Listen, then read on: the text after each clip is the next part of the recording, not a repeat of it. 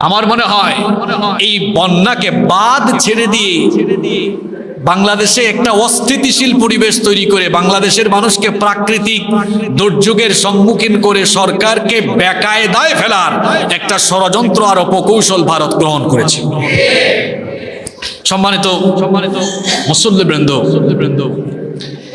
আমার তো মনে হয় ভারত বাংলাদেশের সাথে এখন পানি দিয়ে যুদ্ধ করছে। নদী আল্লাহ তাআলার সৃষ্টি। নদী কার সৃষ্টি? জোরে বলেন, কার সৃষ্টি? নদীর এই প্রবাহকে বাধাগ্রস্ত করা, এটি হচ্ছে মহান আল্লাহ সৃষ্টির সঙ্গে অধ্যতপূর্ণ আচরণ করা। আল্লাহ তাআলা জমিনকে বড় সুন্দর করে বানিয়েছেন, এই পৃথিবীকে সুন্দর করে সুসজ্জিত করেছেন। পৃথিবীকে ভারসাম্যপূর্ণ করার জন্য আল্লাহ পাহাড় পর্বত গেড়ে দিয়েছেন জমিনের উপরে, গাছপালা উদ্ভিদকুল দিয়েছেন, সাগর নদ নদী খাল বিল সবকিছু দিয়ে পৃথিবীকে বসবাসের সুন্দর উপযোগী আল্লাহ বানিয়েছেন। আল্লাহ তাআলা যা সৃষ্টি করেছেন সেটা পৃথিবীর মানুষের উপকারের জন্য করেছেন। আপনি যদি সেটাকে মডিফাই করতে যান তাহলে এই বিপদ আসার সম্ভাবনা আছে না নাই? হাওর বাওর খাল বিলের নাব্যতা যখন হারিয়ে যায়, পানি প্রবাহ যখন তার নিজস্ব গতি হারিয়ে ফেলে, তখনও কিন্তু বিপর্যয় ঘটতে পারে। ভারত যে কাজটা করেছে, তারা বিভিন্ন জায়গায় বাঁধ নির্মাণ করে নদীর যে পানির প্রবাহ সেটাকে বাধাগ্রস্ত করে দিয়েছে, যার ফলে আমাদের দেশে পদ্মা মেঘনা যমুনার বহু জায়গায় আপনারা দেখবেন শীতকালে চর হয়ে যায়। হয় কিনা? আমরা শুধু পাই পলি, আর তারা পানি আটকায় রেখে ছেড়ে দেয় কোন সময়? বর্ষাকালে ছেড়ে দেয়।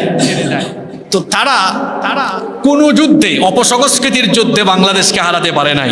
তারা ভারতীয় স্টার বাংলা, জি সিনেমা, আরো ভারতীয় অনেক চ্যানেল ঢুকিয়ে দিয়ে বাংলাদেশকে তারা অপসংস্কৃতির আগ্রাসন চালিয়ে ধ্বংস করতে চেয়েছে, কিন্তু আমরা এটাকে সক্ষমভাবে মোকাবেলা করেছি। ভারতীয় অপসংস্কৃতিকে বাংলাদেশের মানুষ ডাস্টবিনে ছুঁড়ে ফেলে দিয়েছে। অপসংস্কৃতির যুদ্ধে তারা ব্যর্থ। তারপরে তারা কি করলো? তাদের গুলামদেরকে ক্ষমতায় টিকিয়ে রাখার জন্য ভারতীয় র তারা এই দেশে নামিয়েছে। এমনকি নির্বিচারে মানুষ হত্যা করেছে ভারতীয় র। ক্ষমতায় থাকলে বের হয় না, ক্ষমতা থেকে যাওয়ার পরে সব ফাঁস হয়। আপনারা জানেন বিভিন্ন মিডিয়া, গণমাধ্যম আমাদেরকে যে তথ্য দিয়েছে সেটি হলো ভারতীয় র তাদের গুলামদেরকে ক্ষমতায় রাখার জন্য বিভিন্ন সময়ে এদেশের নিরপরাধ মানুষকে নির্বিচারে গুলি করে হত্যা করে গণকবর দিয়েছে। অপসংস্কৃতির যুদ্ধে তারা ব্যর্থ। এমনকি অস্ত্র শস্ত্র দিয়ে আমাদেরকে থামিয়ে তারা দিতে পারে।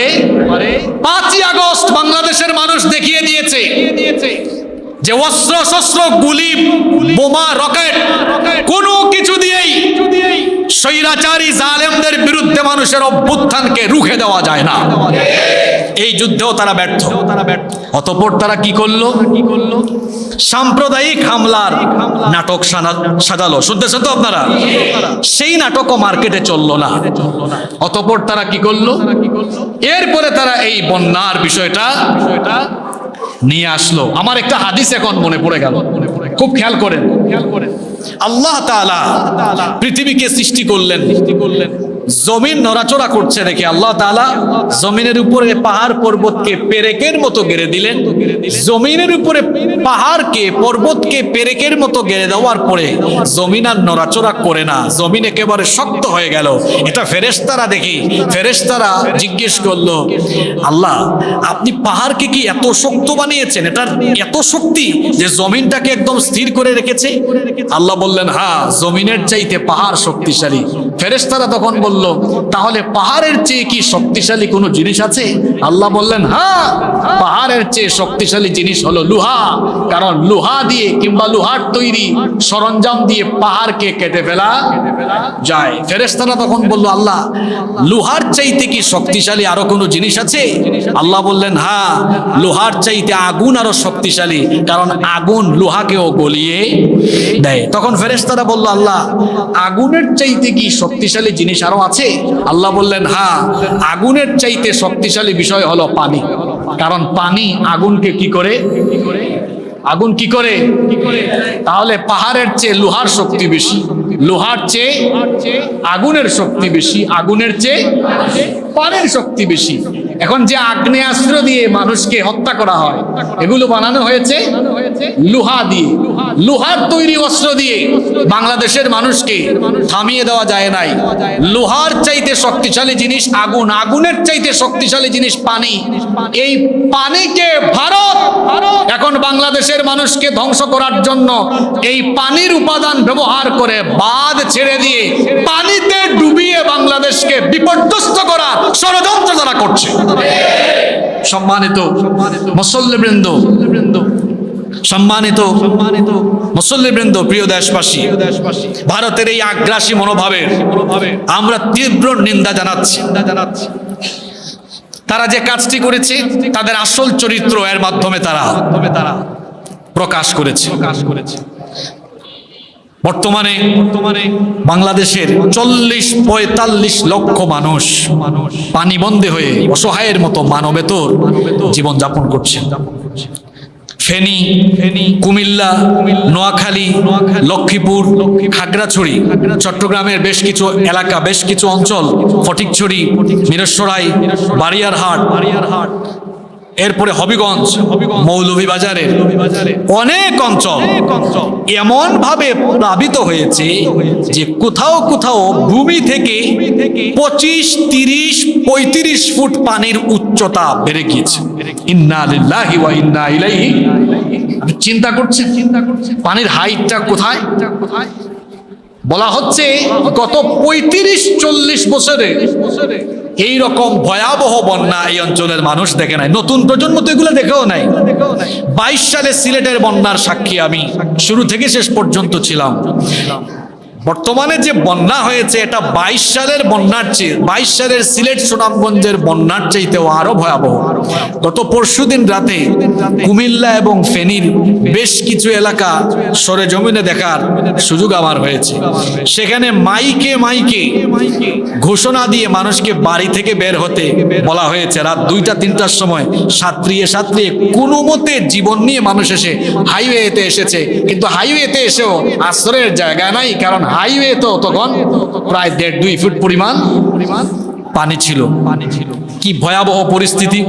ওদিকে ফেনীর ফুলগাজী, পরশুরাম, ফেনী শহরেই কোথাও কোমর সমান, গলা সমান পানি যদি হয়, এখন ফেনী থেকে আরো ২৫, ৩০, ৩৫ কিলোমিটার দূরে ওই নিম্নাঞ্চল এগুলো পরশুরাম, ফুলগাজী, সেখানে যে অবস্থা কত ভয়াবহ হতে পারে সেটা অকল্পনীয়। সম্মানিত মুসল্লিবৃন্দ, প্রিয় দেশবাসী, পানিবন্দী লক্ষ লক্ষ অসহায় এই মানুষের পাশে দাঁড়ানো আমাদের সকলের মানবিক দায়িত্ব। মুখে খাবার নেওয়ার আগে চিন্তা করুন, লক্ষ লক্ষ মানুষের সামনে আজকে খাবার নাই। কি বলেন, আছে? নরম তুলতুলে বিছানায় ঘুমানোর আগে চিন্তা করুন, লক্ষ লক্ষ মানুষের ঘুমানো তো দূরের কথা, একটু আশ্রয় নিয়ে দাঁড়ানোর জায়গাটুকু আজ নাই। গৃহহীন হয়ে ঘর বাড়ি ছেড়ে দিয়ে আশ্রয় কেন্দ্র ভরপুর হয়ে গিয়েছে। বিভিন্ন জায়গায় যেখানে একটু উঁচু জায়গা, সেখানে এত পরিমাণ মানুষের জমায়েত, পঙ্গপালের মতো মানুষ দিক বিদিক থেকে ছুটে আসতেছে। পানিবন্দী অসহায় এই মানুষগুলোর পাশে দাঁড়ানো আমাদের কি মানবিক দায়িত্ব নয়? আমাদের দায়িত্ব আছে কিনা? শুধু সরকার নয়, সরকার এবং জনগণ উভয়ে মিলে এই জাতীয় সংকট উত্তরণে আমাদেরকে ঐক্যবদ্ধভাবে কাজ করতে হবে। আমাদেরকে এটা ভাবলে চলবে না যে এই সংকট এটা সরকারের কাজ, সরকার উত্তরণ করুন। যে সমস্যায় আমরা পড়েছি এটি একটি জাতীয় সমস্যা, এটি একটি জাতীয় সংকট। এই জাতীয় সমস্যা, জাতীয় সংকট থেকে উত্তরণের জন্য সরকার, জনগণ এবং বিভিন্ন ধরনের প্রশাসনিক বাহিনীর সকলের সম্মিলিত প্রচেষ্টায় আমরা এই অবস্থা থেকে নাজাত পেতে পারি ইনশাআল্লাহ। এই অবস্থায় আমরা কি করতে পারি? কিছু করণীয়, সরকার এবং জনগণ সকলের কি করণীয় সেগুলো কোরআন সুন্নাহর দৃষ্টিতে আমি আপনাদের সামনে